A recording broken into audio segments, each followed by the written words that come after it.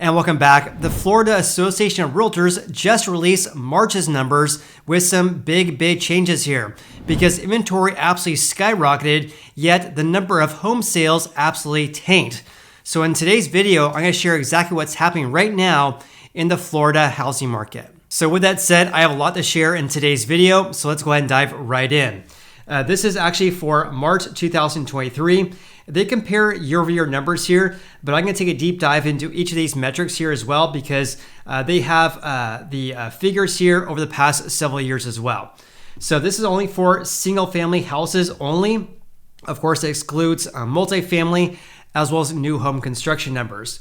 So closed home sales, look at this, down 15% compared to last year. That's because this year there was approximately 26,000 closed home sales in the state of Florida, whereas last year there was just under 31,000. Also, the number of cash sales decreased by 24.5% from 1 year ago.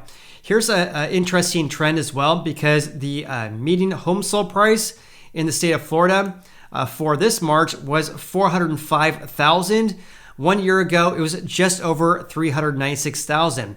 That's an increase of 2.1%. So a gain just by a little bit here by about $9,000. Last month, from February 2022 through February this year, they actually reported a gain of 3.5%. So it went down to 2.1%. Here's another very big change as well because the average sale price to list price ratio based on the original list price is 96.1%. This means out of all the home sales this March, home sellers on average sold their houses for 4% below their original asking price. 1 year ago, it was 100%, and that's a decrease of 3.9%.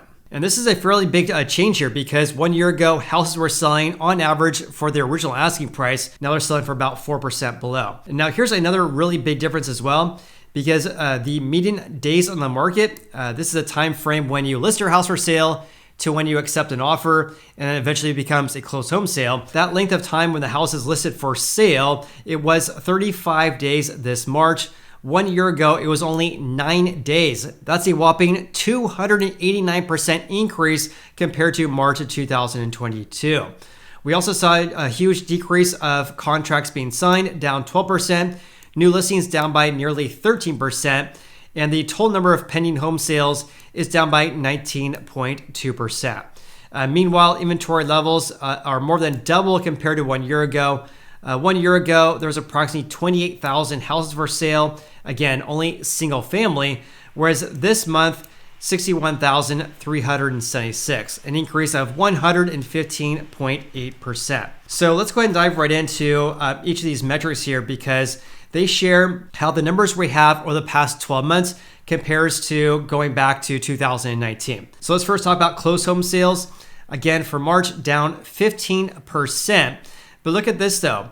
This is actually the smallest year-over-year decrease going back to May of 2022, when at that time, home sales decreased by 6.9%. Additionally, this is something interesting as well because in January, there was just under 15,000, but home sales increased in February and they increased again this March. What I will have to say is that it's entirely normal to see an increase in home sales in more or less February, but especially in March each and every year. But at 26,161, going back to last year's levels, there again was over, 30,793. So just under 31,000. Also, when going back to pre-COVID levels back in March of 2019, there's approximately 25,000 closed home sales, which is more or less on par with the levels we're seeing right now at approximately 26,000. So in other words, big picture here, even though we have far fewer houses that sold compared to 2022, as well as 2021, the current levels right now is more or less on par with what we saw back in pre-pandemic levels. Okay, let's talk about the number of closed home sales in which the buyer paid all cash for the house. Sales in which there's no loans involved, right? So actually saw a giant increase compared to February. So this March, there was approximately 7,800 closed home sales that were all cash. And by my dumb math, that's an increase of 34% compared to last February, or should I say compared to February 2023. So even though all cash sales increased by 34% on a month-over-month basis, they're still down by 24.5% compared to March of 2022. That's because last March, there was over 10,000 all cash sales. And at that time, that was a 10.2% increase from 2021. Now, here's something I found to be very interesting as well, because at approximately 7,800, just under 8,000 all cash sales this March, this is much higher compared to pre-COVID levels. Back in March of 2019, there was just over 6,000 cash sales. So even though we have far fewer cash sales compared to last year, as well as 2021, the current number of cash sales is well above 2019's levels. Also, when looking at the percentage of closed home sales during the month in which there were cash sales, so approximately 29.8% of all sales this March were from a cash buyer. That's down 11% from 1 year ago. But look at this, at more or less 30%, this is still much higher compared to March of 2019, when at that time the share was around 25%. Now it's just under 30%. All right, let's change gears slightly here and talk about home prices in the state of Florida here. Because for this March, the median sold price, again, only for single family houses, was $405,000. That's an increase of 2.1% compared to last March, when the median sold price was just over $396,000. Now, here's something that's drastically different compared to California, for example, because last year's highs was back in June last year at $420,000.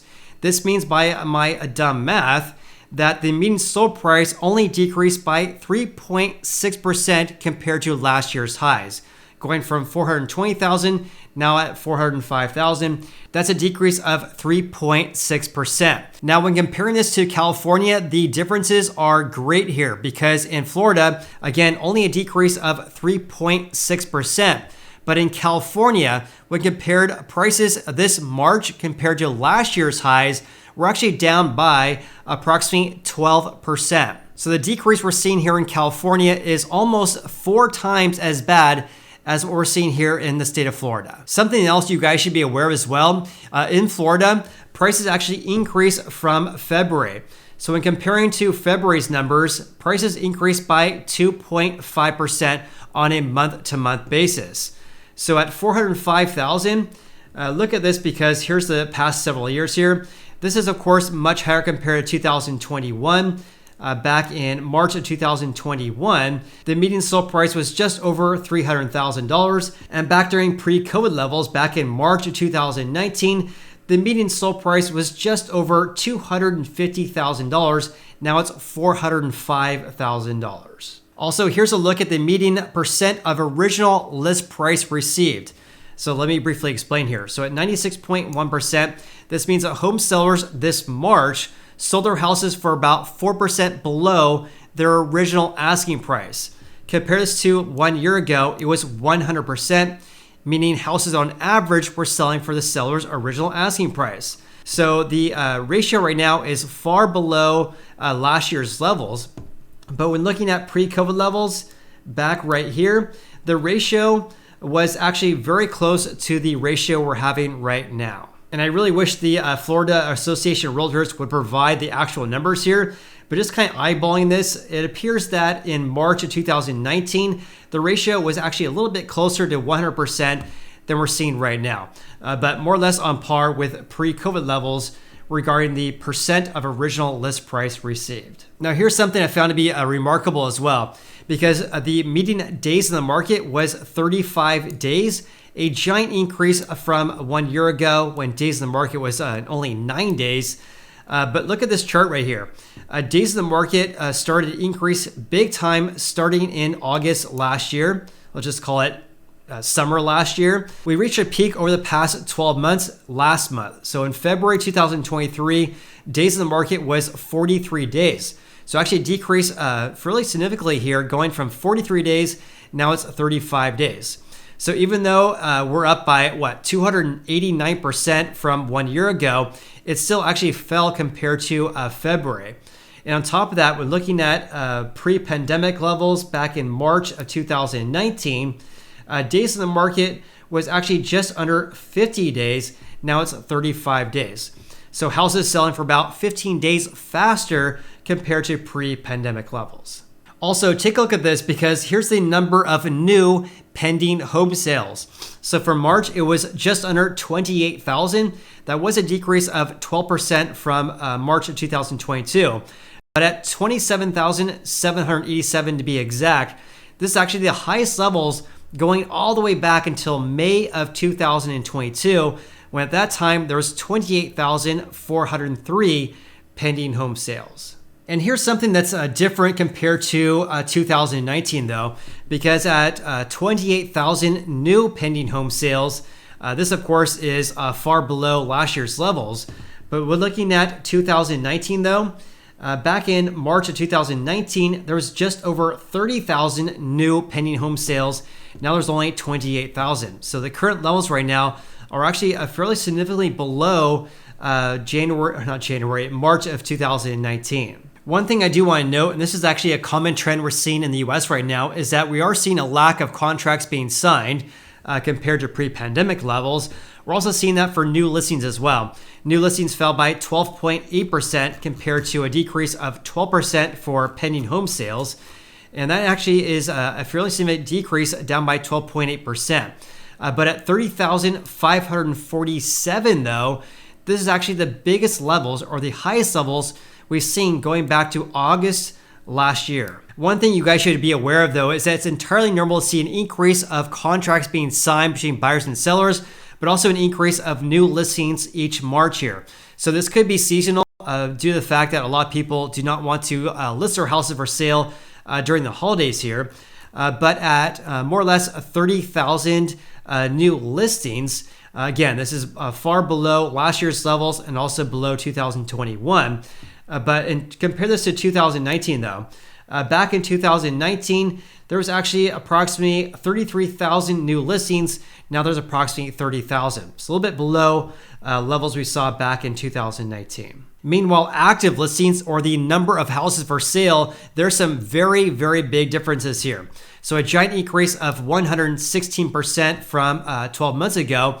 There's approximately 61,376 single-family houses for sale as of the end of March this year. This is actually the lowest levels going back to June last year, when there was actually just over 53,000 active listings. Now there's 61,000. Now here's where the big differences are here, because back in March of 19, there was nearly 100,000 houses for sale. Now there's only 61,000. This means my dumb math, that's a decrease of approximately 40% compared to March of 2019. So big picture here, even though inventory increased by a whopping 115.8% year over year, it's still down by approximately 40% compared to 2019. And lastly, I want to share this with you guys as well, because we have a lack of distressed property sales as well. So foreclosures and REOs, that's real estate owned properties in which they're sold by banks, but they're listed by real estate agents. That's an REO. So closed sales of REOs and foreclosures, there was only 143 this March, compared to 25,992 regular traditional home sales. Also short sales, 26 this March compared to nearly 26,000 normal home sales this March. So big takeaway here, we have a lack of distressed properties and therefore a lack of distressed home sales as well. And with that said, please comment below your biggest takeaways from today's video. Also, if you guys got any value out of this video whatsoever, then please hit the like button. I greatly appreciate that. Of course, I appreciate you. Hope you guys have an awesome day. I look forward to seeing you on the next video.